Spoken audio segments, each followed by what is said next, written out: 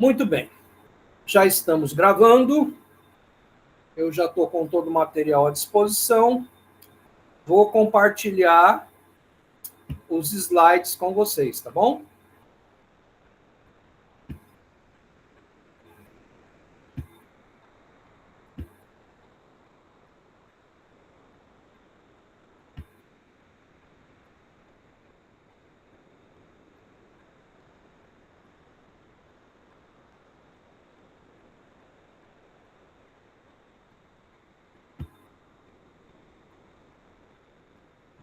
Ok. Vou compartilhar os slides. E peço para alguém falar para mim se está conseguindo ver os slides ou não.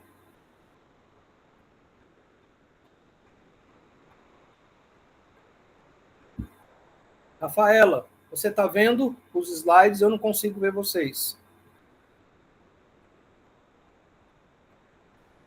Tudo certo, professor. Para ver sim. Sim, professor. Estou visualizando aqui, está tudo certo. Ok. Então, eu vou iniciar a apresentação de alguns conceitos básicos importantes para esta aula, tá bom? Perdão, para este componente curricular. Nesta aula inaugural, eu vou apresentar alguns conceitos importantes para a temática dessa disciplina, que é planejamento educacional e avaliação institucional, dentro de um curso de pós-graduação em gestão para a educação profissional e tecnológica. E tem muita diferença, pessoal. É muito importante nós entendermos isso, tá bom? Nós, como gestores da educação profissional e tecnológica, nós precisamos compreender que a educação profissional e tecnológica ela é uma modalidade da educação brasileira, assim como a EJA, por exemplo. E percebem que para uma instituição educacional na modalidade da educação profissional, ela tem um propósito. O propósito continua sendo que consta tanto na LDB como na Constituição de 88, que é o desenvolvimento pleno dos cidadãos brasileiros para a vida cidadã, para a vida em sociedade e para o mundo do trabalho, qualificação para o mundo do trabalho. Esse é o propósito da educação brasileira. Mas a modalidade da educação profissional tecnológica, ela tem uma abordagem diferente. Então, professores, né, vocês que serão gestores da educação profissional e tecnológica, ao compreender essa perspectiva, nós precisamos formar os professores para que eles entendam qual é a finalidade, a missão deles dentro de uma instituição da EPT, certo? Então, hoje eu vou fazer uma introdução ao nosso componente curricular, depois eu vou apresentar o Moodle, que o Adriano Lucena, se eu não me engano, acho que ele é da Diread. Ele conseguiu replicar o conteúdo que eu criei para Cajueiro e ele replicou em todos os outros polos, certo? Se alguém encontrar alguma falha, qualquer problema, podem falar comigo, falem com os tutores, e eles vão saber como... vão passar para mim e eu vou buscar as possibilidades de ajustes e assim por diante, tá bom? Pessoal, eu sou o professor Marciabe, sou casado, tenho 3 filhas, tenho 62 anos de idade, eu atuo profissionalmente desde 88, e quando nós atuamos no mundo do trabalho, tanto na esfera privada quanto na esfera pública, nós acabamos ganhando, né? Construindo uma identidade profissional. E isso é muito importante para a educação profissional e tecnológica.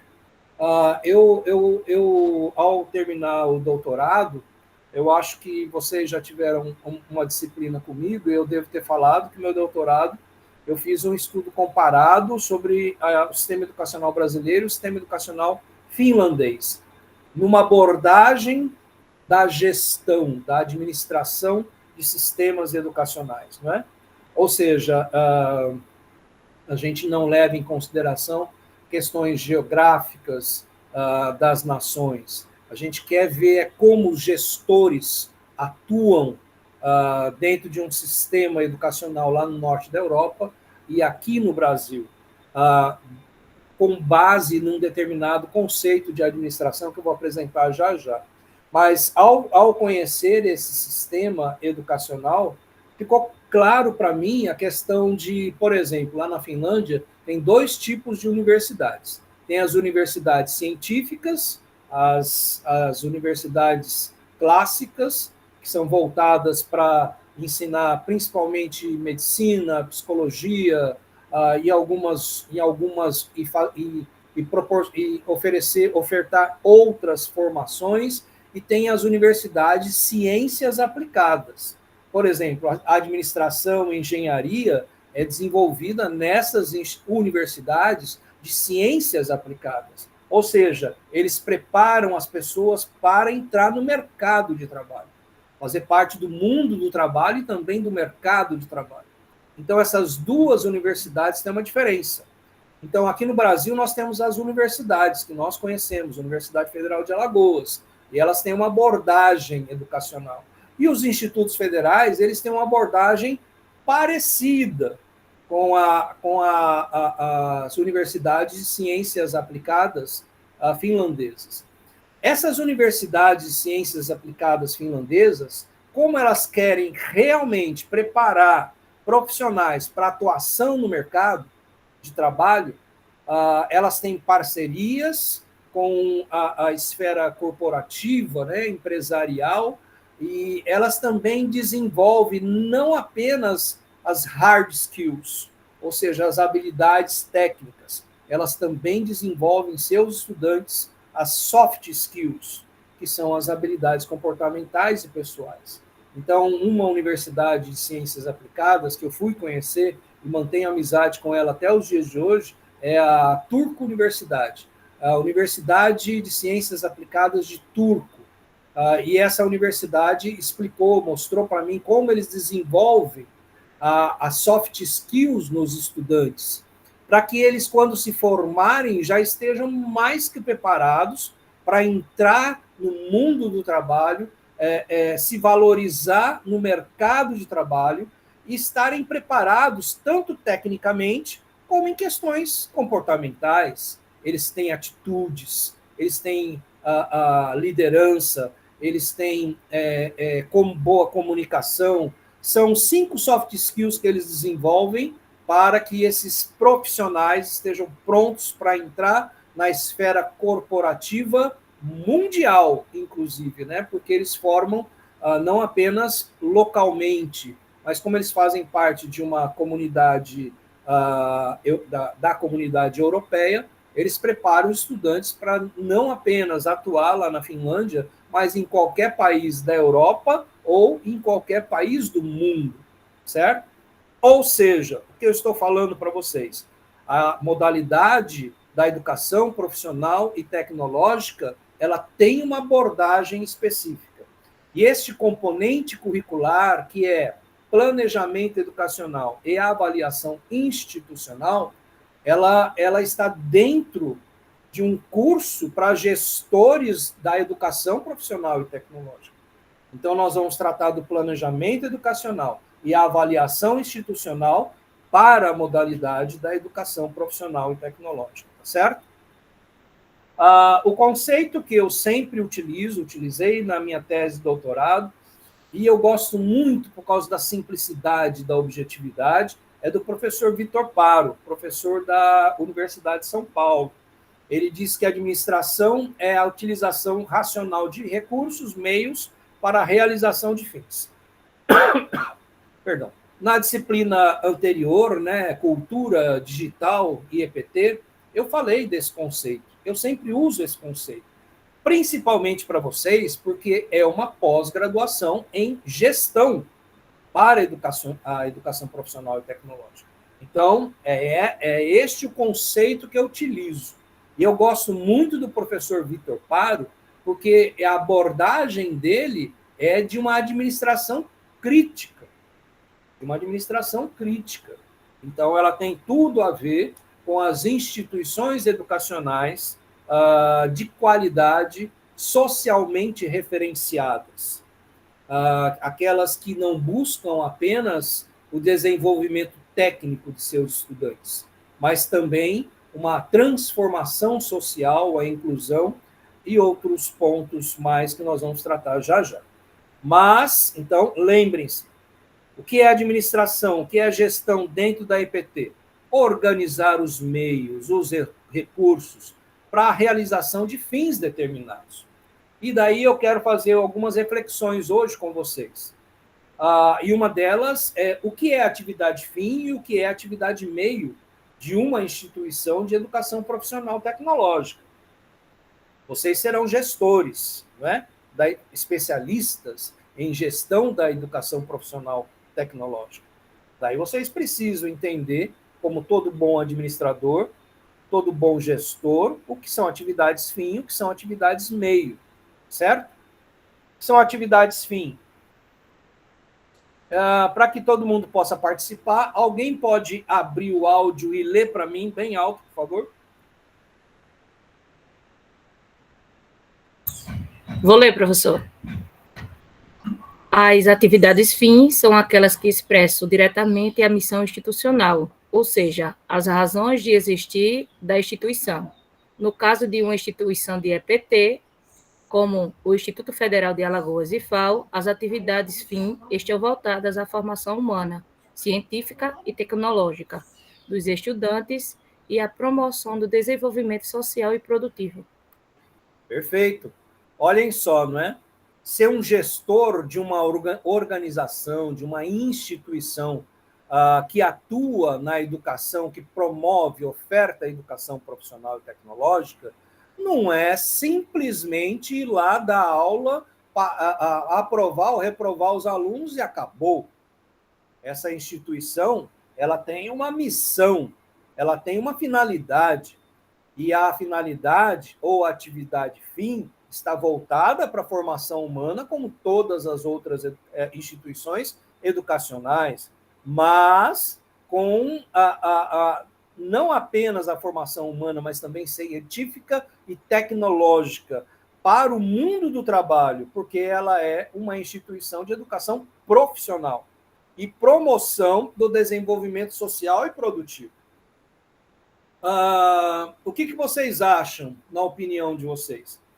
Você que acabou de ler, não sei se foi, eu não lembro qual o nome, mas você que acabou de ler, você percebe uma diferença, algo de diferente nessa questão de que a nossa atividade fim, das instituições como o Instituto Federal de Alagoas, ele visa não apenas uma educação tecnicista, técnica, de formar estudantes para o mercado de trabalho, mas algo a mais do que isso? Você percebe esse algo a mais? Sim ou não? Sim, professor, há uma diferença muito grande, né? Porque aí você não vai trabalhar só com a instituição, e sim com as pessoas, com os estudantes. A formação ela é diferenciada, voltada diretamente ao estudante, e não só a escola. Perfeito, é exatamente isso.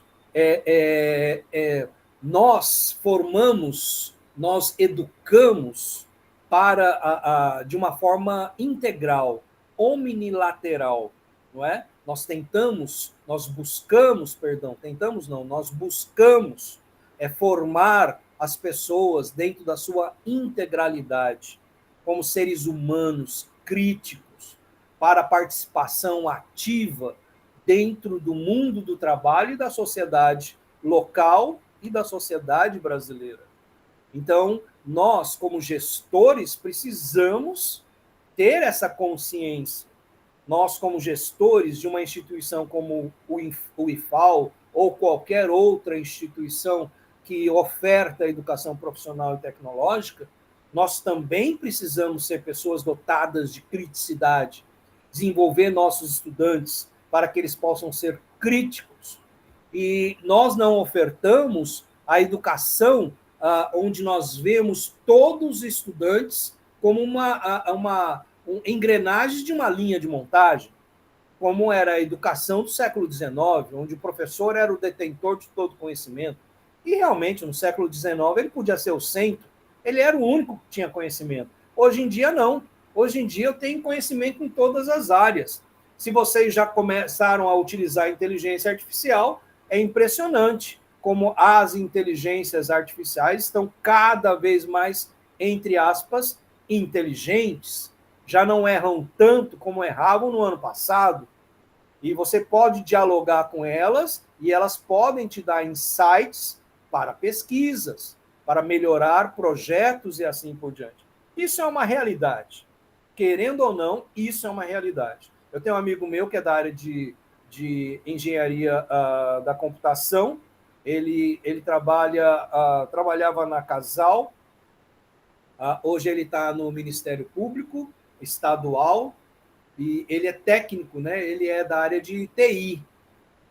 Ele se formou em Ciências da Computação na Universidade Federal de Alagoas. E ele aí fugiu aqui que eu estava falando, mas eu vou lembrar já já. Esse amigo meu, ele faz mais, não é? Fugiu aqui, perdão, pessoal. Perdão. Mas a questão é, como eu estava falando para vocês, né?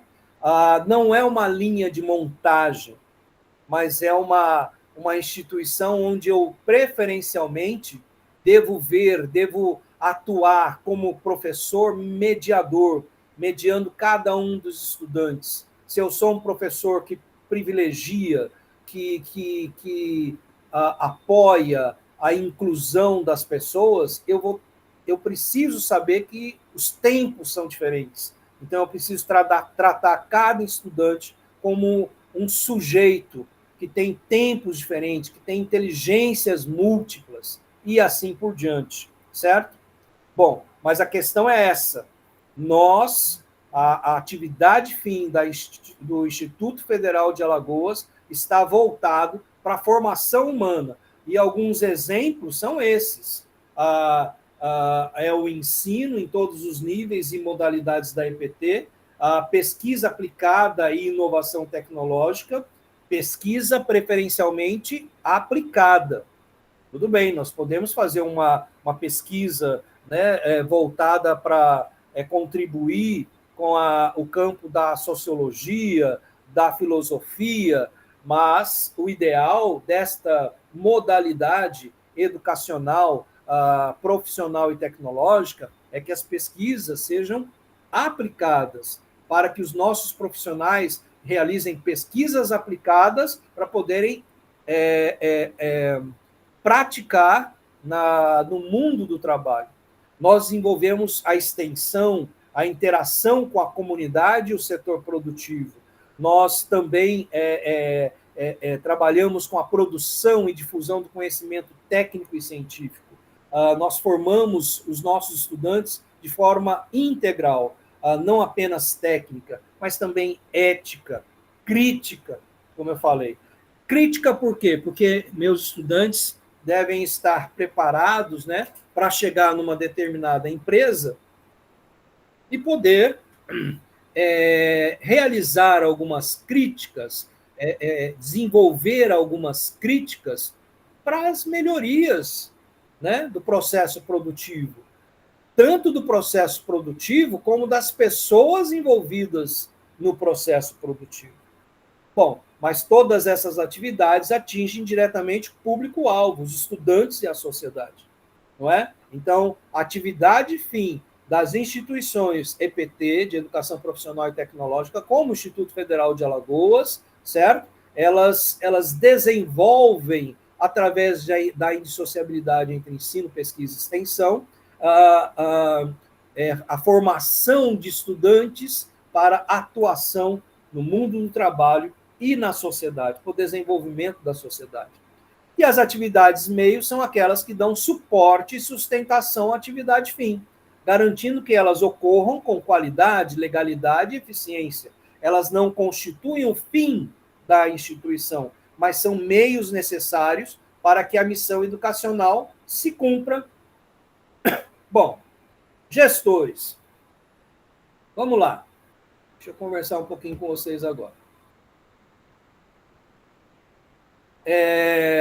Percebem por que eu estou fazendo essa reflexão inicial? Onde eu falo sobre o conceito de administração, e vocês são... só um minutinho, Renata. Eu estou falando, apresento o conceito de gestão, bem objetivo, organização dos meios para o alcance, o cumprimento de finalidades, certo? E eu tenho que entender que na instituição que eu for atuar, preferencialmente que oferta a educação profissional e tecnológica, tem as atividades fim e tem as atividades meio, ok? Por quê? O que vocês acham? Por que eu estou fazendo essa introdução para vocês agora? Renata, pode falar.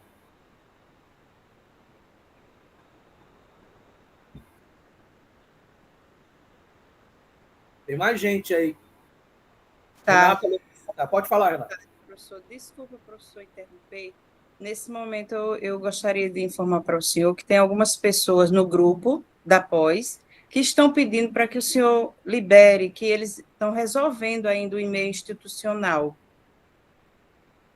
É mais de uma pessoa que está tentando entrar. É somente isso. Obrigada. 2 pessoas aqui, eu já coloquei, viu?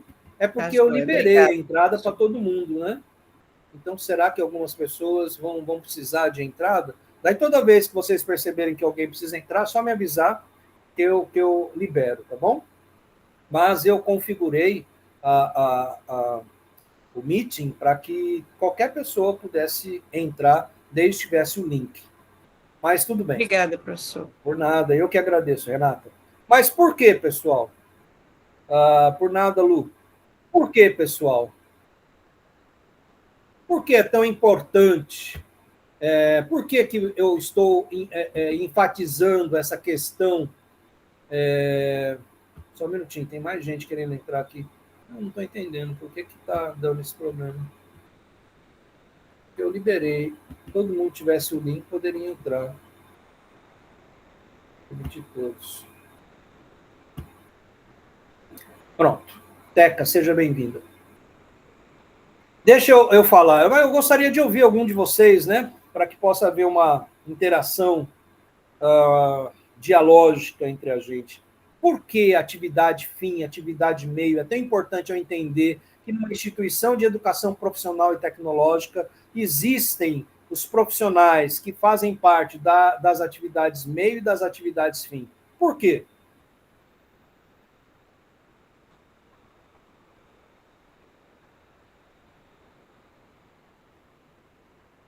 Alguém, por favor?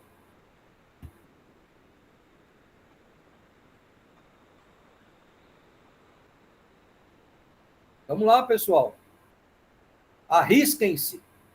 Nunca se esqueçam que todo gestor tem que ter posicionamento de diversos assuntos, né? Por que em compreender a atividade fim e atividade meia é tão importante? Ao tratarmos sobre qualquer tipo de instituição, mas no nosso caso hoje, das instituições que ofertam a educação profissional e tecnológica.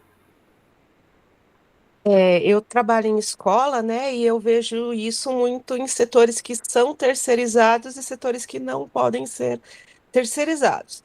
Então, por exemplo, numa escola, a atividade fim é o ensino dos estudantes. Então, essa atividade não pode ser terceirizada.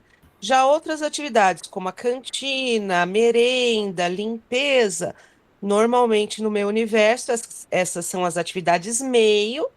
Então, não são a finalidade da existência daquele prédio. Então, a finalidade da existência daquele prédio da escola não é fornecer comida, é fornecer educação, e a comida, então, é uma atividade meio. Então, esses funcionários das atividades meio, normalmente, né, no nosso contexto político-social, estão sendo terceirizados, precarizados e, como eu posso dizer assim, relegados a uma situação um pouco pior com relação aos envolvidos na atividade fim, que no caso seriam os professores. Então, é assim que eu entendo. Muito bem, Fernanda. É exatamente assim, não é?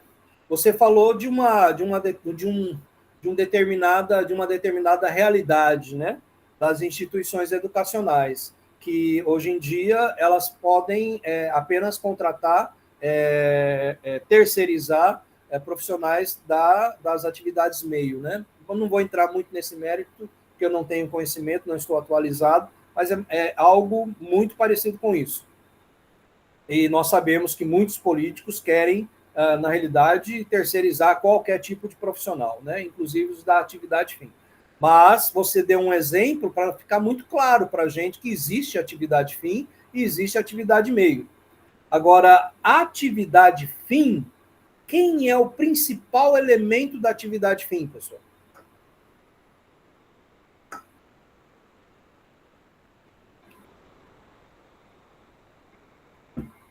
Quem é o principal elemento da atividade fim de uma organização educacional? Seria o discente, professor? Seria quem? O discente. Não, o discente é a nossa missão, né? A formação do discente. Eu quero saber quem é o profissional das instituições educacionais que é o principal elemento da atividade fim desenvolvida nessas instituições. O docente. Uau, muito bem, José. Somos nós, professores, não é? Agora parem para pensar. Se nós somos professores e fazemos parte da atividade fim das organizações educacionais, se nós estamos desmotivados, se nós não estamos qualificados, se não recebemos as devidas formações, se a atividade fim não é qualificada, será que essa instituição poderá apresentar bons resultados, inclusive de qualidade socialmente referenciada? É simples. Pega um hospital, atividade fim do hospital, curar doentes, provavelmente está relacionada aos médicos. Eles são atividade fim. Se esses médicos são despreparados, não trabalham, são desmotivados e assim por diante, não é? Será que esse hospital vai conseguir realizar aquilo que é fundamental para a sua existência, que é a erradicação de patologias ou prevenção de patologias? Ou seja, pessoal, parem para pensar. Olhem só. Nós, professores, fazemos parte da atividade fim das instituições educacionais. E nós, como gestores, se queremos ter bons resultados, precisamos ter esses professores bem formados, tanto numa formação inicial quanto na continuidade, na continuada. Parem para pensar, os professores que entram nas instituições educacionais, profissionais e tecnológicas, será que eles estão preparados para uma educação, para uma docência voltada, né, para a educação profissional e tecnológica?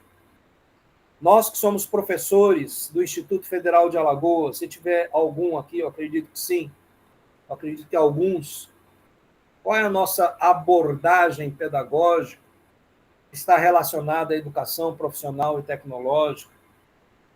E nós sabemos organizar, planejar as nossas aulas, organizar as avaliações docentes para avaliação dos nossos estudantes dentro dessa abordagem específica para a educação profissional e tecnológica?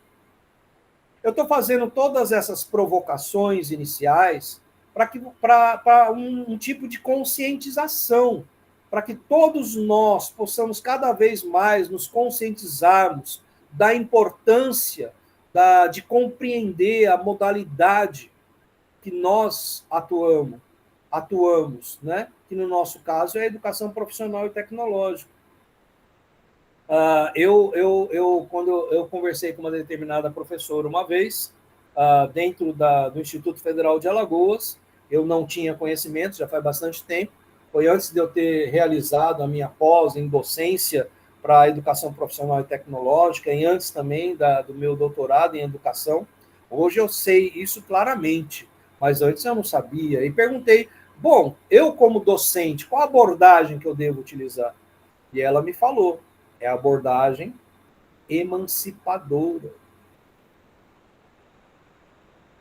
Não é apenas transmitir conhecimentos. Ou seja, eu como gestor de uma instituição de educação profissional e tecnológica, eu preciso estar acompanhando os meus docentes, porque eles são atividade fim, e eu preciso estar acompanhando todos esses docentes para ver se os planos de ensino, as aulas não necessariamente, porque nós temos autonomia, mas os planos de ensino são apresentados para os gestores, e eles podem, juntamente com a equipe pedagógica, ver se eles estão dentro dessa abordagem emancipadora ou se eles estão promovendo a educação tecnicista. Percebe como é importante todos vocês, todos nós, como gestores EPT, precisamos compreender a fundo as abordagens, as perspectivas, as conceituações teóricas referentes à nossa instituição, a modalidade que nós ofertamos, que nós promovemos, para poder ter êxito. É como eu falei, lá na Finlândia, as universidades de ciências aplicadas, elas têm uma abordagem diferente das universidades científicas. Tanto é que alguns cursos de formação superior só tem nas universidades de ciências aplicadas, enquanto nas outras universidades tem os cursos mais específicos para a questão da pesquisa científica. E nas universidades de ciências aplicadas, as pesquisas mais apropriadas, mais voltadas para aplicação no mercado e no mundo do trabalho. Bom, depois dessa conceituação inicial, vou voltar para os slides. Já estão vendo os slides? Novamente. Eu falo isso porque nós estamos gravando e da última vez eu dei quase metade da aula e não tinha organizado direito. Eu falei, não estava aparecendo os slides. Alguém pode falar para mim? Renata, está vendo os slides? Sim, professor, está mostrando para mim. Muito bom. Sim, professor, tudo ok. Ok, obrigado. Então, quem é o principal elemento das atividades fim do IFAL? O professor. Então, quem é o principal elemento que eu tenho que acompanhar para formar, para reconhecer, para ver se ele está motivado, se ele está desejoso de realizar um bom trabalho? É principalmente o professor, porque o seu trabalho está diretamente relacionado com a finalidade da instituição. Bom, numa dessa eu posso fazer outra reflexão. Por exemplo, quem é o professor finlandês? É o profissional com um dos mais altos prestígios na sociedade finlandesa. Ele tem um status similar ao dos médicos. E é só na Finlândia? Não, na China, professores também são comparados aos médicos. Tem uma elevada confiança pública. Singapura tem excelentes salários, respeito e forte apoio institucional. Coreia do Sul, valorização cultural, alto nível de confiança social. Canadá, sindicatos fortes, boa remuneração, ambiente inclusivo. Alemanha, boas condições salariais, respeito e estabilidade no emprego. Austrália, bons salários, direitos trabalhistas. No Japão, que eu tenho estudado mais recentemente, o status do professor também é um status altamente reverenciado. Eles são chamados sensei, que é o título de extremo respeito, também utilizado para médicos, mestres de artes marciais, políticos. São vistos não apenas como transmissores de conteúdo, mas como formadores de caráter. O processo para a formação, para a seleção de professores no Japão é muito rigoroso. A formação é contínua. Eles usam um conceito lá chamado de Kenkyu, Jujo, que no inglês ou no português seria lesson study, ou aprendizado contínuo, estudo contínuo, onde eles periodicamente, pode estar em volta de um bebedouro de água, eles estão conversando entre si para saber quem desenvolveu uma didática melhor para o ensino de um determinado componente curricular, de uma determinada parte da matemática, da física e assim por diante. Eles sempre estão buscando a qualidade contínua. Aí, bom, eu já vou chegar num outro ponto que eu quero. Mas, percebem, a política educacional é bem centralizada. O governo japonês reconhece a educação como pilar do desenvolvimento nacional. E muitas dessas nações, o reconhecimento cultural, o ato de respeitar o professor é ensinado desde cedo às crianças. No caso da educação infantil, né, no Japão, por exemplo, as crianças, até os anos iniciais do ensino fundamental, elas não têm notas, elas vão aprender a ter autonomia. Por isso que nas escolas, as crianças, desde pequenininho, têm lá 5 anos de idade, elas vão ajudar na limpeza da escola, vão ajudar na preparação das refeições, porque o japonês quer que essas crianças desenvolvam autonomia, desenvolvam respeito, e assim por diante. Na China, eu tenho estudado um pouco a educação na China, e eu estou impressionado com algumas instituições escolares da China que tentam desenvolver nas crianças, desde pequenininhas, habilidades de alta performance. Por quê? Porque a China tem um propósito muito específico, que é o desenvolvimento econômico. Ela quer ultrapassar os Estados Unidos. A China, então, ela precisa de cidadãos de alta performance. Então, as crianças, desde pequenininha, aprendem muitas habilidades de trabalho, de alimentação e assim por diante. Percebem um foco diferente? Então, essas nações, elas têm um propósito. E, baseado nesse propósito, os gestores educacionais, eles vão buscar atingir, cumprir essa missão.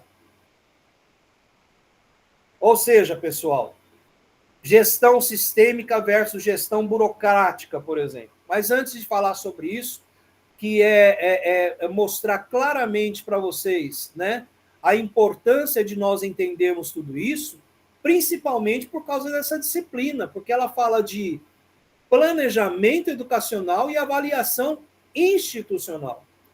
E esses dois elementos, eles, como fala o professor que organizou o material, né, que está à disposição de vocês, material elaborado pela CETEC-MEC, já eu vou abrir, vou mostrar algumas partes para vocês. Eu esqueci o nome dele, é Grabowski, alguma coisa. Ele é bem conhecido, ele tem vários artigos e assim por diante. Mas esse professor, alguém chamou aqui, eu vou lá já. Mas esse professor, ele fala da indissociabilidade entre planejamento educacional e avaliação institucional.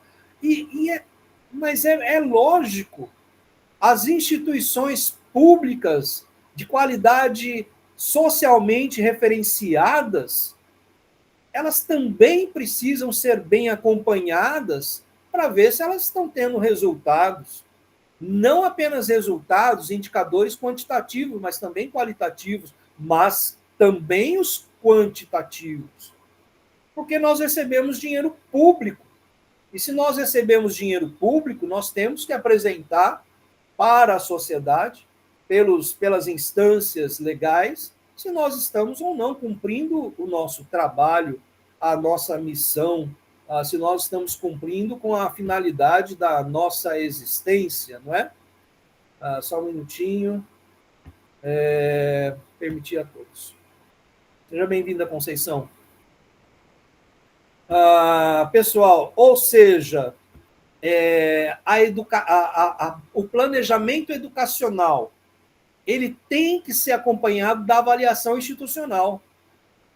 Daí depois vocês param para refletir. O PDI, Plano de Desenvolvimento Institucional do IFAL, ele é sempre utilizado. Se vocês fizerem uma pesquisa com os professores, com os gestores da instituição, o PDI está sendo bem utilizado, porque ele precisa ser bem utilizado e, principalmente, de forma indissociável com a avaliação institucional. Com qualquer tipo de avaliação institucional, seja interna ou seja externa. Porque nós temos um PDI para quê? Porque nós temos uma visão, um sonho de futuro, nós temos uma missão a cumprir. Então, vocês que serão especialistas em gestão com abordagem para a educação profissional e tecnológica, nós, gestores dessa modalidade educacional, nós precisamos compreender a nossa missão, realizar os planejamentos educacionais para cumprir essa missão. E precisamos de avaliação permanente, constante, para ver se nós estamos ou não cumprindo com esse planejamento. Ou será que é igual a algumas escolas, né? Como eu estou realizando muitas formações, né, para a área educacional, trabalhos esporádicos que eu tenho realizado, sempre com autorização, né, e portaria do IFAL. Algumas escolas que eu conheço, que eu tenho conhecido, elas realizam o seu projeto político-pedagógico, elaboram e depois colocam numa gaveta e, às vezes, acabam esquecendo que existe.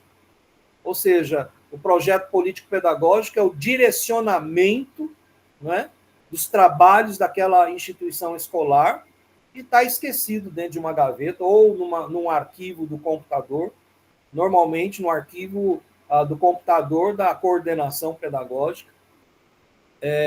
Tudo bem, Helenita, sem problema. Percebe, pessoal? Então, planejamento educacional, ele é um elemento que tem que ser utilizado, praticado, desenvolvido em conjunto com a avaliação institucional. Esse é o principal objetivo dessa disciplina. Quando vocês estudarem o material desenvolvido pela CETEC-MEC, quando vocês estudarem os artigos que nós estamos sugerindo para a realização de alguns resumos e dar um parecer crítico, ou para responder um questionário que nós criamos, nunca se esqueçam que do nosso objetivo, que é principalmente entendermos que planejamento educacional ele deve ser realizado jamais de forma engessada, porque planejamento é como se fosse um organismo vivo, ele precisa estar sendo ajustado, igual o professor Fábio, eu sei que ele faz muito bem, o professor Seco também fez, no Instituto Federal de Alagoas, né? De sempre estar anualmente ou periodicamente revendo a necessidade de ajustes no planejamento, mas, ao mesmo tempo, também já havia algumas áreas que, às vezes, esquecem do PDI, né? O próprio professor Seco, eu sempre conversava com ele quando eu estava no DEGRAD do IFAL, e ele mesmo falava, pô, Iabe, a gente percebe que nem todo mundo dá valor ao PDI, não é? E daí, como eu já trabalhei em algumas instituições grandes, de grande porte, como o Sistema Unimed, eu falei para ele que a minha experiência com planejamento estratégico é o mesmo. É impressionante, as pessoas não dão tanto valor a planejamento estratégico aqui no Brasil, como em alguns países do mundo afora, principalmente os países bem desenvolvidos. Numa dessa, eu faço alguns conteúdos, e eu me lembrei da Unimed de Belo Horizonte, que ela deu 4 salários adicionais cada vez que a cooperativa cumpria 4 objetivos estratégicos. Quais eram esses 4 objetivos? Aumentar as sobras para os médicos cooperados, aumentar o número de usuários, né, da Unimed Belo Horizonte, reduzir a sinistralidade e reduzir o custo administrativo. Cada vez que ela atingia esses 4 objetivos, as metas referentes a esses 4 objetivos estratégicos, ela estava cumprindo com a sua missão.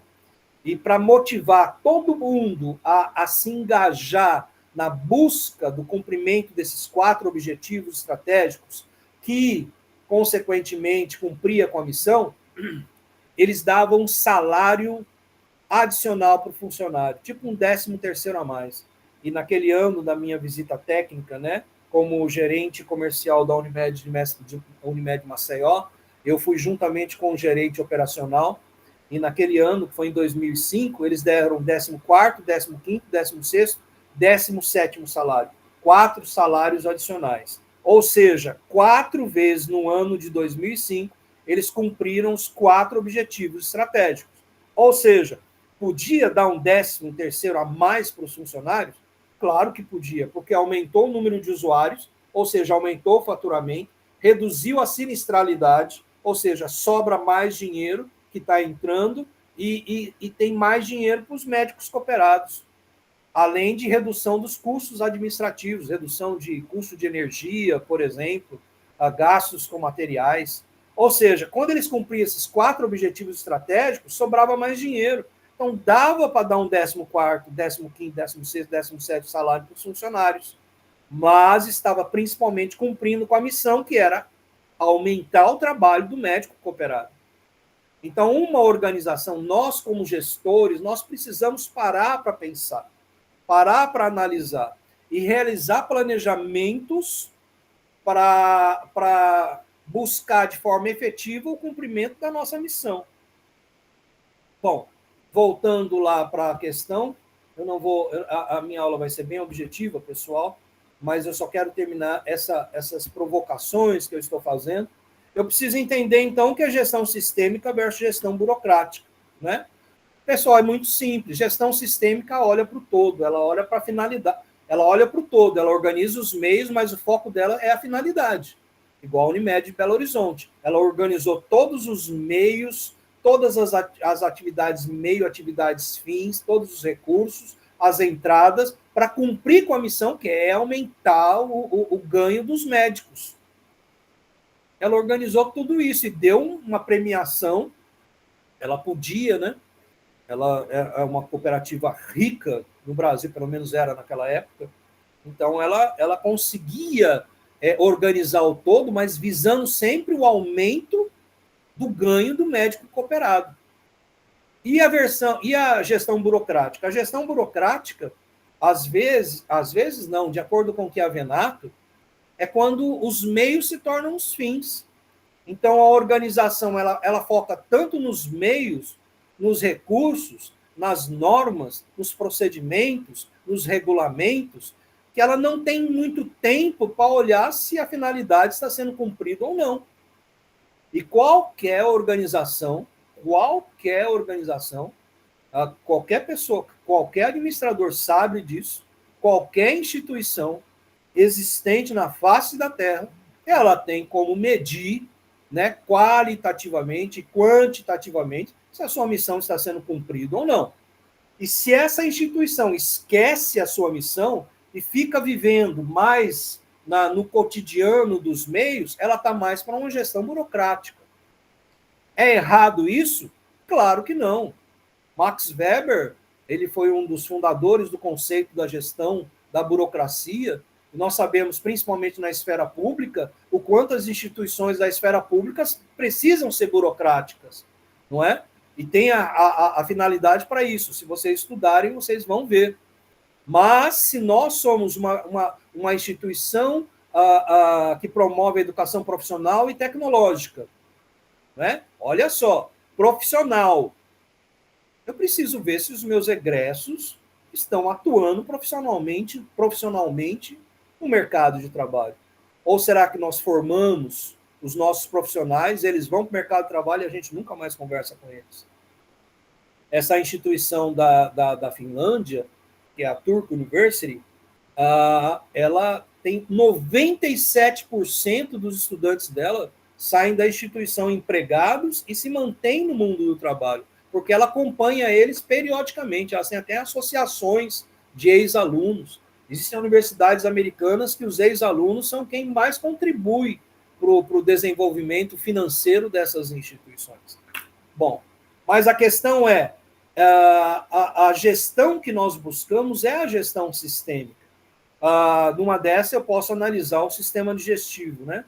Como eu gosto muito de falar, eu tratei disso no meu livro, que eu lancei agora na Bienal, e fiz algumas divulgações do conteúdo do livro, e eu trato da gestão sistêmica do livro. Eu cito Chiavenato e outros autores para explicar a gestão sistêmica. Se é um sistema educacional, sistema, o nome já diz, né? Ele age como um sistema, ou seja, ele tem entradas, processamentos e saídas, não é? Eu sempre brinco com os meus estudantes, né, no IFAL. Vamos analisar o sistema digestivo. Entra alimento, passa pelos órgãos e sai o quê? Daí os alunos, dá risada, professor, sai fezes. Daí eu falo, só se for no seu, porque o meu não. Vocês acham que a saída do meu sistema digestivo é fezes, é excremento, é lixo?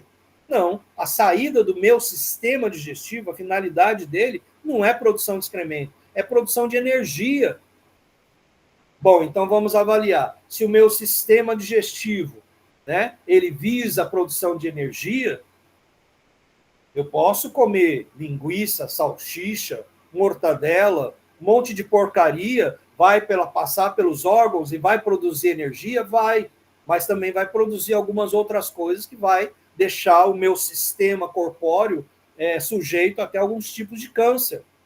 Mas se eu eu cuido bem do meu sistema, quais são as entradas ideais de alimentos que vão entrar pela minha boca, não é? Preferencialmente os alimentos orgânicos, não é? Concordo?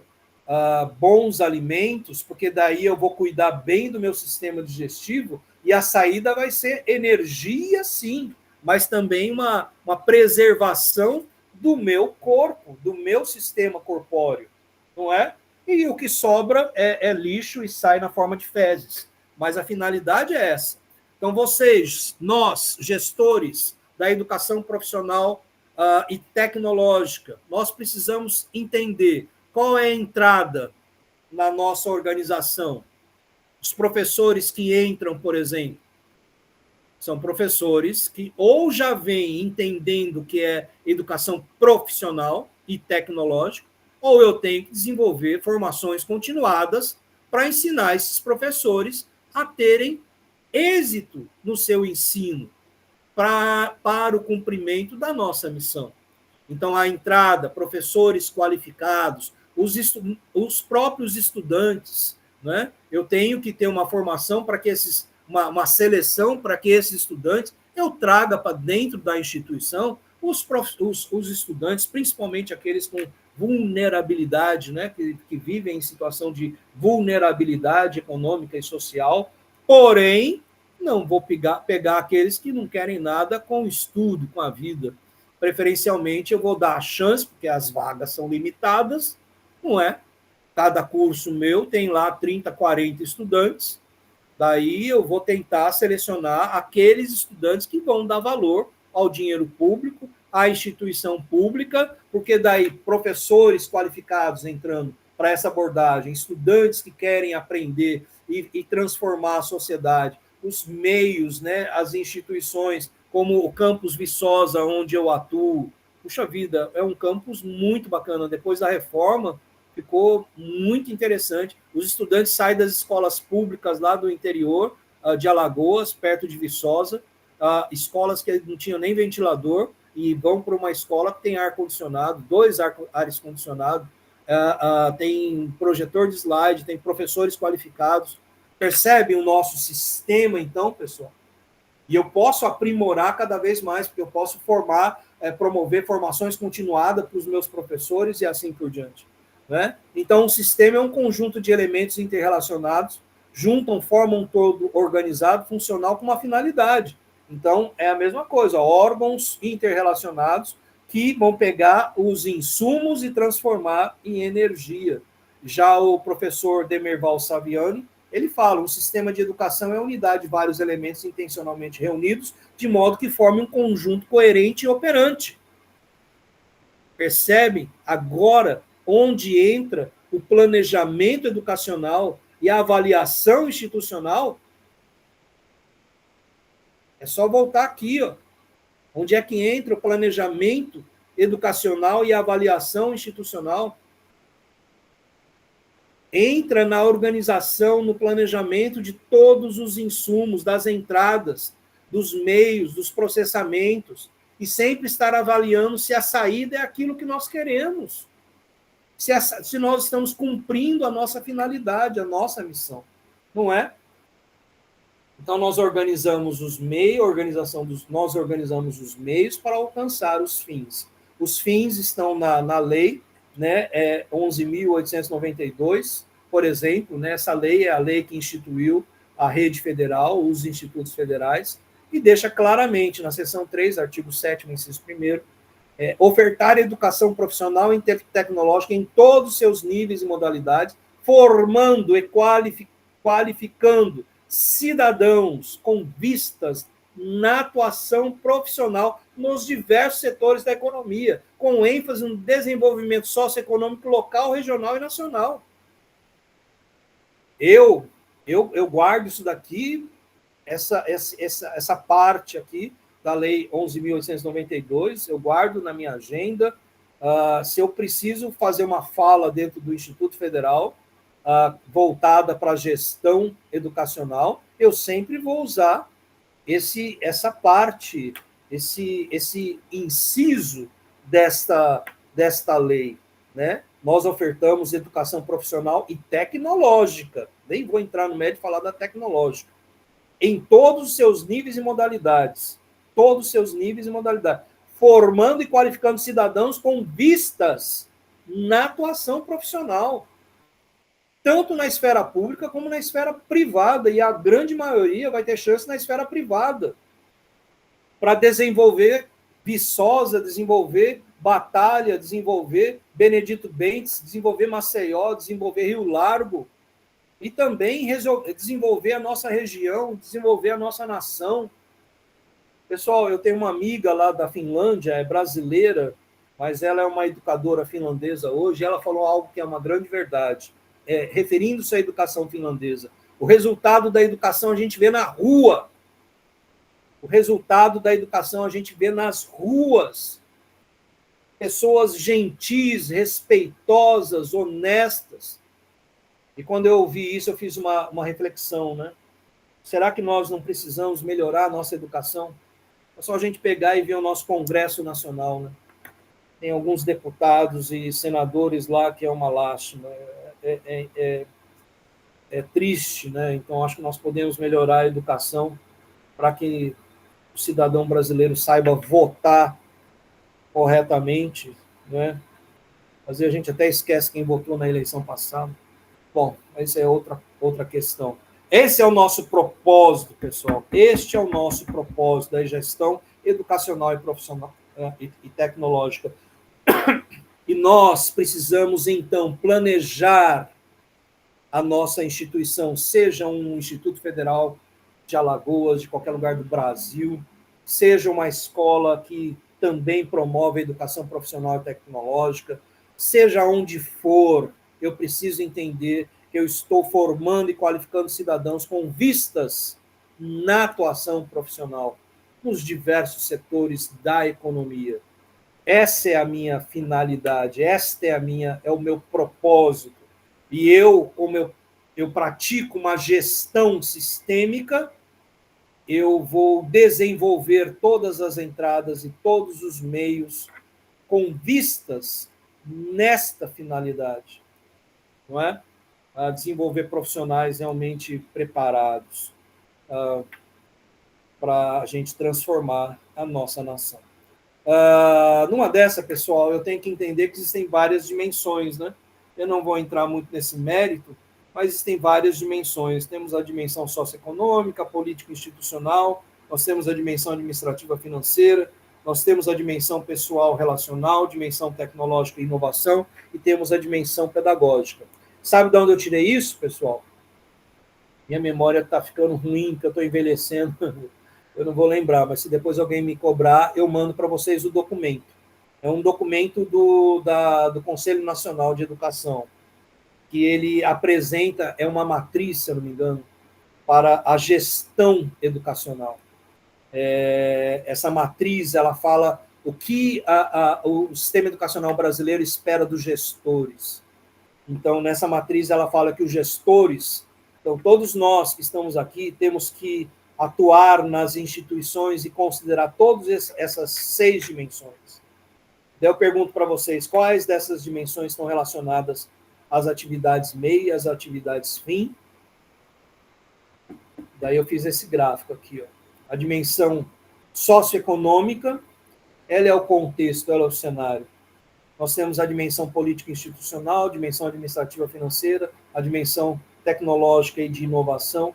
E para mim, né, alguém pode ter uma opinião diferente, estão relacionadas às atividades meio que dão suporte para a dimensão pedagógica e para a dimensão pessoal relacional, onde se encontram os nossos professores, que vão atuar para transformar a vida desse sujeitinho que está bem no centro. Sujeitinho porque é uma criança, não estou desmerecendo o cidadão, mas é um sujeito histórico, social.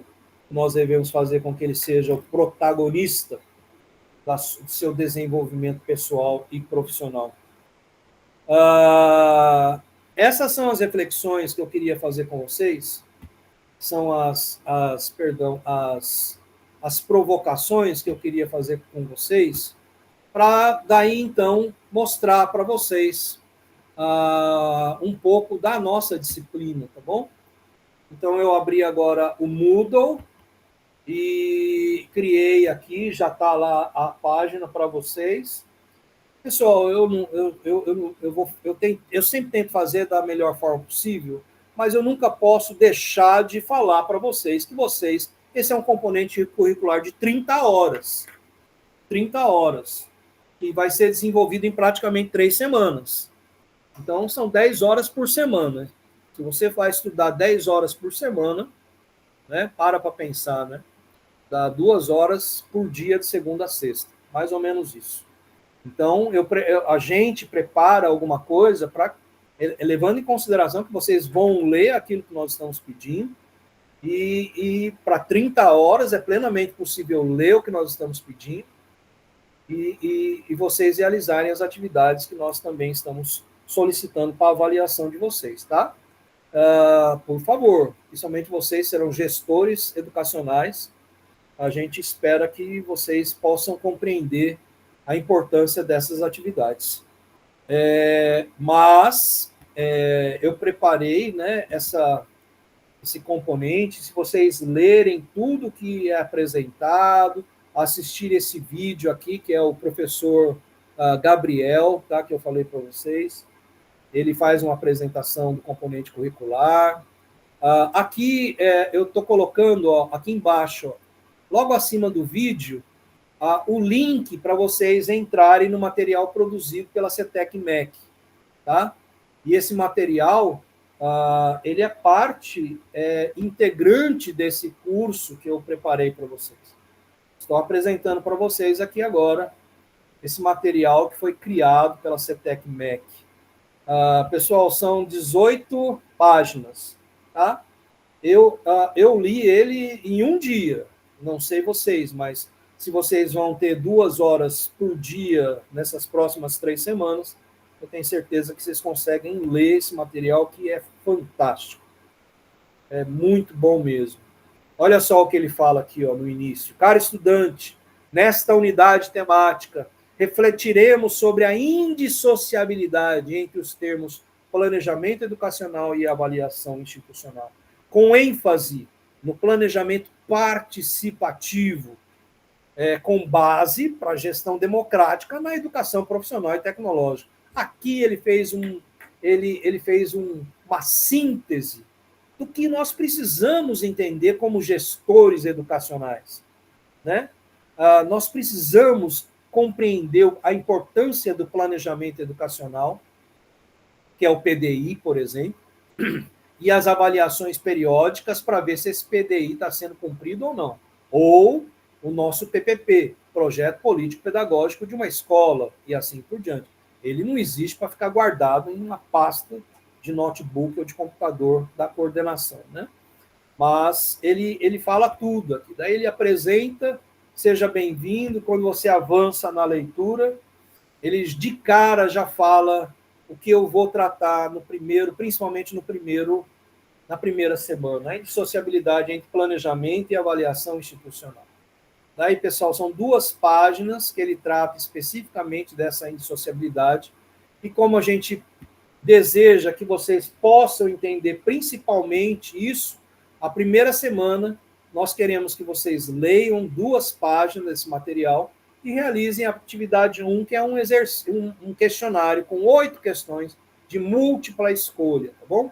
Quando você abre aqui, atividade 01, e você abre aqui a atividade 01, todos vocês aqui, eu tenho certeza que já sabem como pegar um PDF, transformar em Word e depois transformar novamente em PDF. Se não conhecem nenhuma ferramenta, eu sugiro I Love PDF, que é bem simples e é gratuito. Mas está aqui um questionário com 8 questões, tá? Só 3 alternativas. Vocês precisam ler esse material. Vai valer 80 pontos, é a atividade 01, certo? É muito importante que vocês leiam essa primeira parte. Por isso que a atividade 01 é um questionário. Todas as 3 semanas serão um fórum. Vocês devem... até uma pessoa que já encaminhou aqui desse polo, né? Que é Cajueiro. Bacana. Parabéns para quem já enviou, tá? Mas é muito importante ler essa primeira parte. Espero que vocês se empolguem, leiam todo esse material, façam fichamentos, né? Igual eu ensinei naquele componente curricular anterior, façam fichamentos, né, porque esses fichamentos vão ajudar vocês na produção de textos, certo? Como eu falei, em cada semana tem um fórum, então na semana 1 tem o fórum 1, na semana 2 tem o fórum 2, e na semana 3 tem o fórum 3. E vocês só precisam responder e participar. Num curso que eu realizei na Universidade de Helsinki, era um curso pela EAD, eu precisava avaliar os trabalhos de 3 colegas. Olha que bacana, pessoal. Então, eu fazia todas as atividades pedidas, solicitadas, e encaminhava. E daí era distribuída a minha atividade para algum colega que ia avaliar o meu resumo, o meu trabalho. E eu recebia 3 trabalhos de 3 colegas para eu avaliar e dar nota, tá? Mas olha como é importante. Depois que eu fiz esse curso, eu falei, nossa, que interessante, porque quando eu avaliei aquele monte de trabalhos, artigos, resumos, textos, eu passei a ver a perspectiva do outro, dos meus colegas, dos meus pares. E ao conhecer a perspectiva do outro, muitas vezes eu olhei e pensei, nossa, como eu penso pequeno, né? Esse estudante aqui, tinha estudante do mundo inteiro. Esse estudante aqui da Coreia, por exemplo, que visão bacana, né? Que visão interessante. Eu não tinha pensado por esse lado. Então, participar de um fórum é uma forma de vocês discutirem as temáticas que nós apresentamos. E vocês, ao verem ou lerem o que seus colegas falam, vocês passam a compreender melhor a visão, a perspectiva do outro, as abordagens, os textos que ele traz. Tudo isso é riquíssimo. Por isso que é pedido que vocês participem dos 3 fóruns e vão ganhar 20 pontos em cada um deles. E daí, na semana 1, perdão, é o fórum 20 pontos, atividade, o exercício. Leiam, tá? Para responder. Vai lendo e vai respondendo, né? Porque vale 80 pontos. A atividade 2 está aqui, né? Quando vocês abrem a atividade 2, vocês abrem aqui esse PDF, eu explico tudo direitinho para vocês, como é que vocês vão pegar 2 artigos é necessário que vocês leiam esses 2 artigos, né?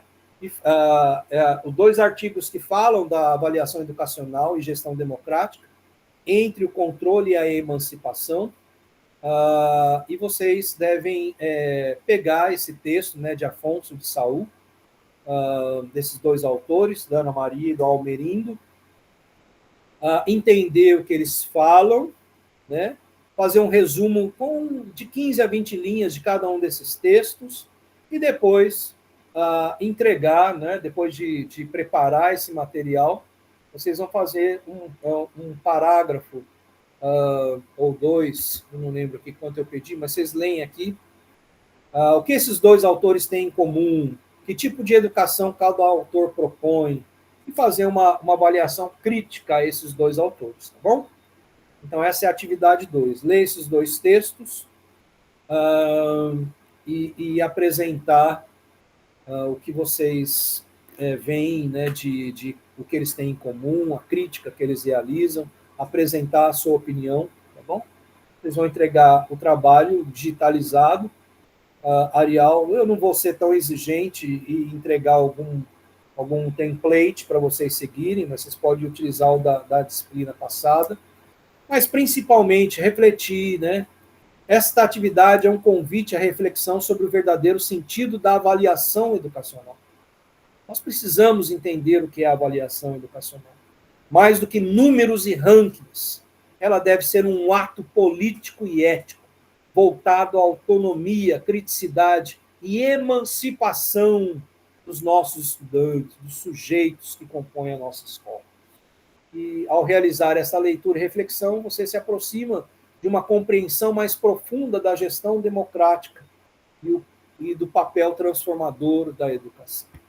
Então, olha só, é apenas ler 2 textos, falar um pouquinho do que os autores se propõem a discutir e fazer uma avaliação crítica do texto. Na terceira semana, temos um fórum também e atividade 3. Quando vocês clicam aqui na atividade 3, está aqui o material, e também é muito simples, tá? Vocês precisam ler o artigo 3 e fazer uma resenha, né? Uma resenha crítica. E se vocês já aprenderam a ler textos e fazer fichamentos, deixar partes, eu leio um texto, por exemplo, o artigo tem às vezes 15 páginas. Eu tiro lá 10, eu copio e colo 10 citações. 10. Eu consigo fazer uma resenha crítica a partir dessas 10 citações. Eu não vejo mais segredo em produção de artigos acadêmicos. E conforme vocês vão ganhando esse hábito, esse domínio de copiar e colar citações de textos, deixar guardado, e daí na hora que você for escrever, você vai falar assim, olha, eu concordo com o que o autor fala no primeiro, na página tal, na página tal e na página tal. A gente percebe que ele é muito enfático no conceito tal. Ele utiliza, por exemplo, o conceito de Durkheim, ou ele utiliza o conceito de Karl Marx, e daí você explica, baseado em 3 citações que você fez de fichamento. Então você consegue fazer um parágrafo inteiro, uma lauda inteira. Com 10 citações, vocês escrevem 3 folhas tranquilamente. Vocês aí que serão meus orientandos, né? Que essa semana que vai entrar agora, eu vou entrar em contato com todos vocês para a gente já iniciar os trabalhos. Vocês precisam estar lendo textos e copiando e colando citações, porque depois vocês vão ver que vocês vão fazer o artigo de vocês em menos de um mês, e de qualidade, e vocês vão aprender muito com isso. Então, resenha crítica é a atividade 3 da terceira semana, tá bom? A prova presencial, pessoal, não é uma prova presencial, mas todo mundo que conhece o Moodle sabe que para eu colocar uma atividade aqui, eu tenho que escrever prova presencial. Daí a atividade final da disciplina, onde vocês vão realizar... já tem gente, já tem algum estudante aqui já enviou, tá vendo? Pessoal do céu, eu preparei esse material essa semana, e já tem estudante que já mandou tudo, vocês viram? Como é fácil? Se ele fez isso em menos de 2 dias. Nossa senhora, acho que eu fiz pouca coisa, né? Mas acho que não. Eu tenho certeza que se vocês lerem, fazerem fichamentos, vocês vão entender claramente o que se propõe esse componente curricular para a gente ver a indissociabilidade entre planejamento educacional e avaliação institucional, tá bom? Está aqui o tema que vocês devem desenvolver nesse trabalho. Vocês devem ler o texto, né, institucionalização da participação no dever pedagógico. Realmente, né, é a tal coisa. Eu aprendi muito com essa disciplina, pessoal. Vou aprender muito com vocês, já estou aprendendo. Olha que interessante essa atividade final. Institucionalização da participação. É um dever pedagógico. Daí a gente não precisa ficar brigando, lutando, né, ver como um desafio a participação de todos numa escola, num conselho escolar, num colegiado de curso. Não, porque nós temos condições de institucionalizar a participação. Nós temos como educar todos os nossos pares para uma participação efetiva. E aí nós vamos realmente conseguir praticar uma gestão democrática. Não é? Gestores escolares, gestores educacionais, da educação profissional e tecnológica, meus amigos e minhas amigas, que componente curricular interessante, mas ele é apenas uma parte, né, da educação profissional e tecnológica. É apenas uma parte de um todo magnífico que a gente aprende com essa proposta que surgiu a partir de 2008, com aquela lei 11.000 e alguma coisa que eu citei o propósito. Que interessante. Quando a gente entende a educação profissional, que ela surge lá do século XIX, né? Por isso que o Instituto Federal de Alagoas, o campus Maceió, tem já um século de existência, se eu não me engano, desde os primeiros estudantes das escolas de artífices, alguma coisa, que ensinava para ser sapateiro, sempre 16 anos. Obrigado, Gabriela. Grande Gabriela, uma grande gestora, que admiro muito. Obrigado, Gabriela. Quando a gente estuda, né, os gestores, aquelas escolas de artífices, a gente pega, se vocês procurarem, pesquisarem, jogarem no Google a escola de artífices, século XIX, Alagoas, vocês vão ver fotos antigas daqueles estudantes que iam aprender a ser sapateiro, ser marceneiro. E quando a gente pega a história da educação profissional e tecnológica, alguns livros que nós temos, gente, que política pública de Estado maravilhosa, né? A pró-reitora de ensino do Instituto Federal de Alagoas, a tese de doutorado dela fala sobre a educação profissional e tecnológica, e ela conta um pouco dessa história. Eu já vi falas dela, palestra dela, falando disso, e a gente percebe, pessoal, que política bacana, né? Que jogada tão... Jogada não, que presente que o Haddad, como ministro da Educação, nos deu em 2008, com a rede federal. E essa abordagem, a nossa abordagem atual, então, nem se fala. Nós temos políticas educacionais que são fantásticas, são maravilhosas, poderiam realmente transformar a sociedade brasileira. É uma pena que, né, cada governo que entra, principalmente quando entra alguns governos que visam um Estado mínimo, que eu até os respeito, né, porque a cada ano que vai se passando com as altas, com a revolução tecnológica, a gente vai ver que a arrecadação de recursos vai ficar cada vez menor. A nossa sorte é que nós vivemos um país de recursos, né, riquíssimo, um país riquíssimo. E quem sabe a gente consegue, através da educação, através dessa modalidade, através dos senhores, quem sabe alguns dos senhores ou das senhoras aqui presentes sejam profissionais que vão fazer a grande diferença, né, na nossa sociedade a partir de uma instituição escolar. Eu conheci a Escola da Ponte, em Portugal, conheci escolas de aplicação na Finlândia, eu conheci a Escola da Ponte, Portugal, 1976, quando ela foi fundada, e era uma proposta que teve que ter autorização do Ministério da Educação português, e a proposta dela é sensacional. Se alguém quiser, fale comigo, eu mando os documentos que eu tenho dela. Mas o que ela faz até hoje é uma proposta magnífica. Tem muita gente que deixa de morar em Lisboa, vai morar lá perto de Porto e trabalhar, quem pode, né, trabalhar home office, para poder colocar seus filhos na Escola da Ponte, que é uma escola pública. Tá?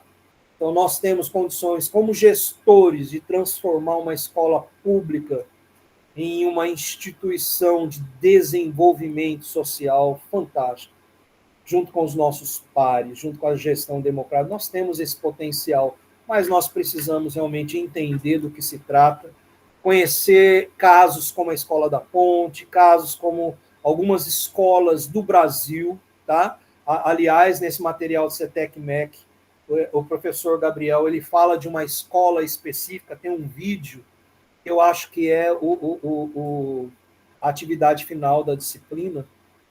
Tem o caso de uma escola no Brasil que ela consegue se destacar nacionalmente.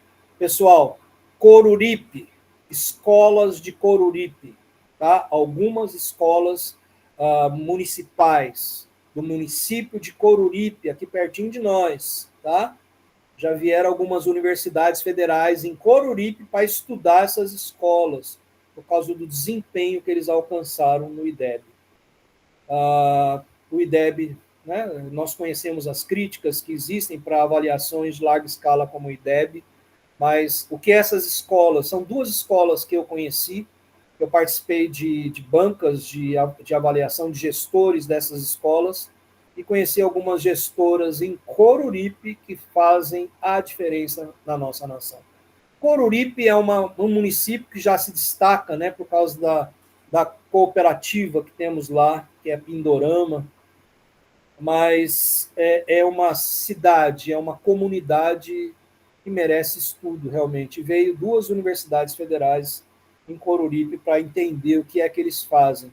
E eu conheci essas educadoras, gestoras, elas explicaram o que elas pretendem fazer 2026, 2027 para nós, membros da banca, e eu fiquei realmente encantado, sabe com o que principalmente? Com elas, com essas profissionais.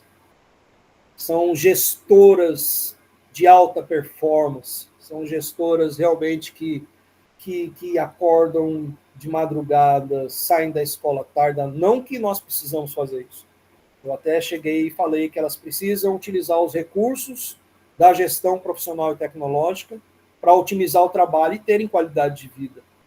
Mas o desempenho delas é fenomenal. O trabalho que elas fazem com as crianças. Eu vi dois casos de crianças que chegaram em situação de precariedade total, e depois de 2 anos, essas são outras pessoas, estão muito prontas, são cada vez mais prontas para serem cidadãos brasileiros, mesmo com deficiências físicas e outras deficiências. Minha gente, isso é o que eu gostaria de falar para vocês. Eu tenho que dar aula já em outra instituição, só que dessa vez é uma instituição religiosa que eu faço voluntariamente, e por causa da semana que foi corrida, eu vou ter que sair já. Então, antes de sair, antes de finalizar a gravação, eu gostaria de ouvir vocês, se alguém teve alguma impressão, se alguém quer falar alguma coisa. Isaqueu, por favor, Isaqueu. Boa tarde, professor. Boa tarde a todos. Eu gostei dessa parte do final que o senhor falou aí da escola municipal de Coruripe. Assim, eu estou dando aula em uma escola do município aqui, onde eu resido, que eu moro. A escola, nono ano, 100% dos alunos não sabem as 4 operações básicas da matemática. Nono ano. Quando foi agora, final do ano, a supervisora veio com uma proposta para mim, fez Ô, Isaqueu, tem como você ensinar esses meninos as 4 operações básicas da matemática? Eu falei para ela no final do ano já. Aí eu me pergunto, eu fiquei curioso para saber a estratégia desses gestores, porque aonde eu estou realmente, o gestor não tem uma estratégia adequada que a gente possa pegar esses alunos e lá, a gente vai ensinar a vocês. Não tem um diálogo entre gestor e o corpo docente da escola. Aí eu fiquei me perguntando aqui como é que elas conseguiram chegar nesse ponto do ápice da avaliação. Muito bom, Isaqueu. Agradeço aí o seu questionamento, o seu apontamento.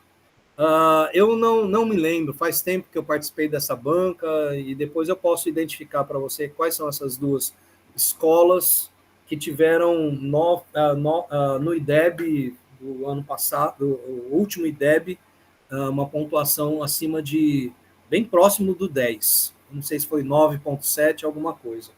Mas nesse caso que você apresenta, Isaqueu, eu como gestor, eu como doutor em educação, que fez pesquisa com escolas finlandesas e tenho estudado outras escolas, eu já digo um erro grave dessa gestora, que é porque o IDEB vai acontecer, já aconteceu, né, inclusive, mas era tudo agora.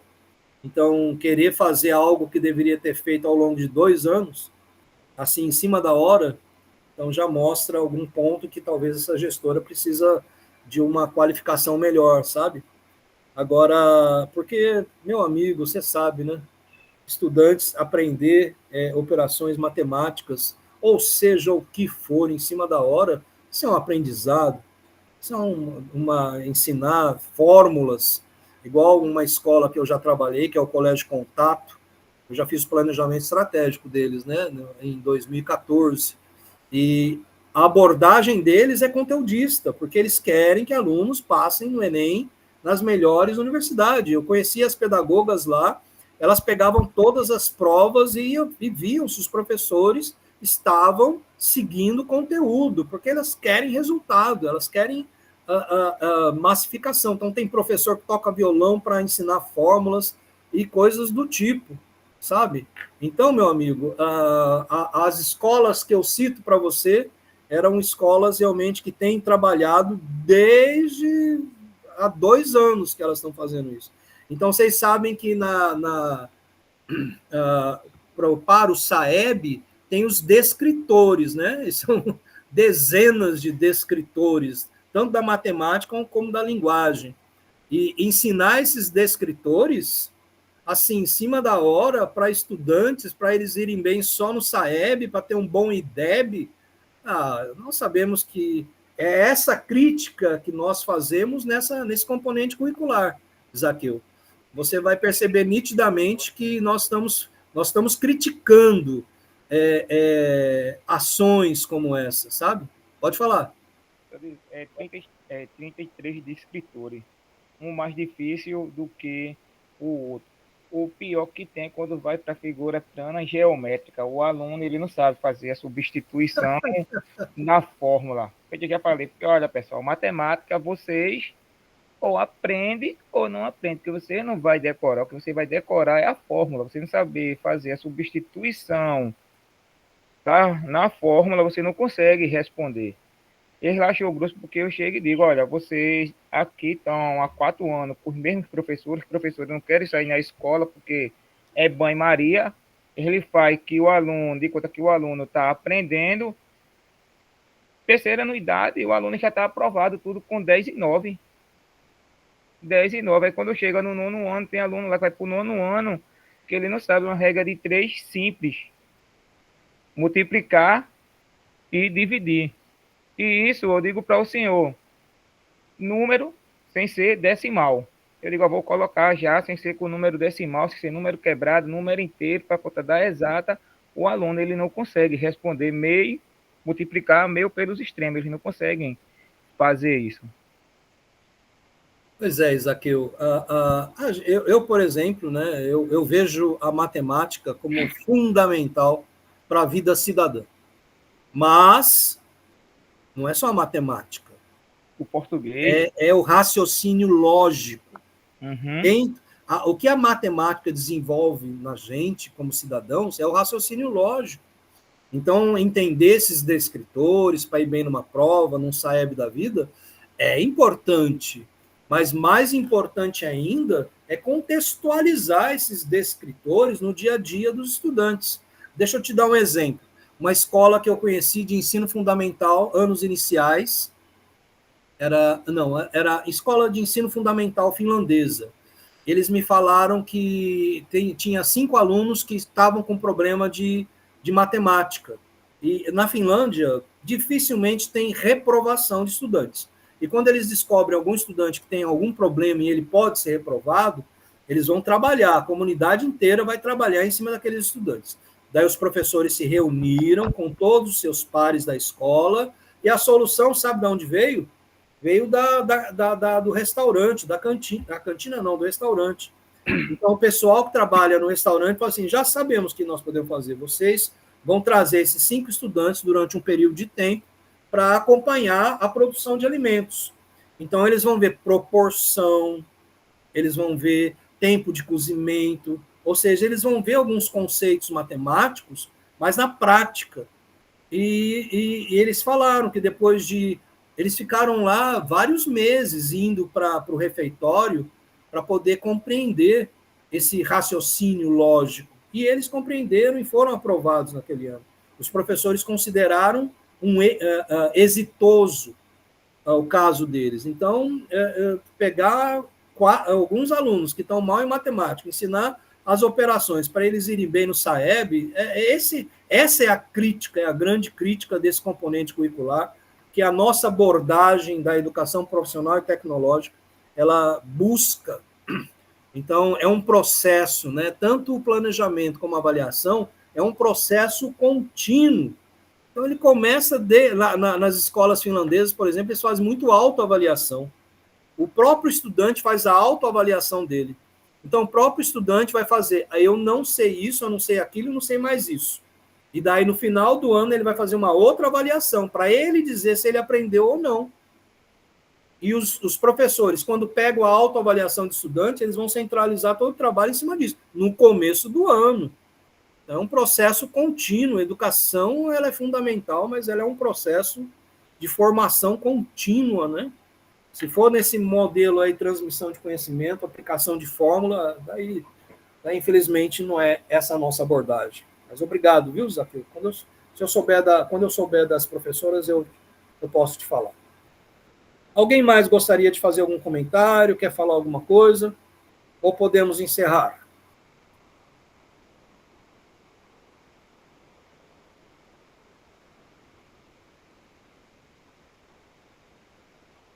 Gabi, obrigado, Gabi. Valeu, pessoal. Então, vamos encerrar. Eu vou parar a gravação, tá bom?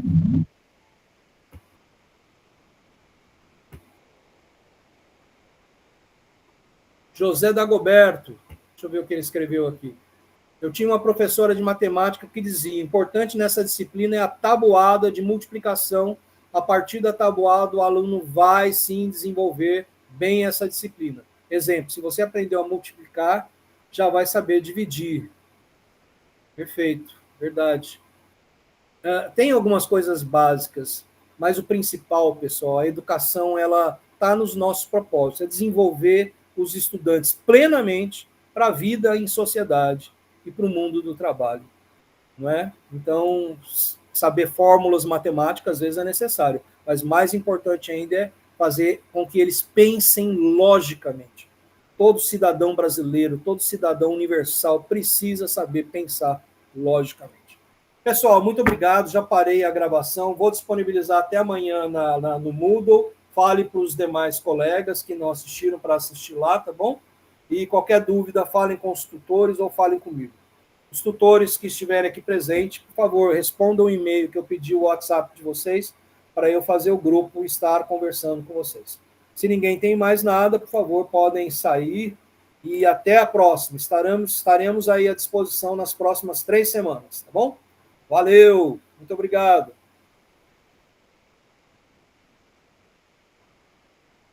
Pode falar, Teca. Boa tarde, professor Márcio. Boa tarde a todos. Está me ouvindo? Estou ouvindo. Eu disponibilizei o telefone e fico no aguardo do grupo para que possamos aí Qual é o interagir. seu polo? É Maragogi. Maragogi, tá joia, Teca. Muito Maravilha. obrigada. Sejam todos bem-vindos. Muito obrigado, Teca. Você também. Então, até mais, pessoal. Se ninguém quiser falar mais nada, até a próxima, viu? Vou finalizar a sala.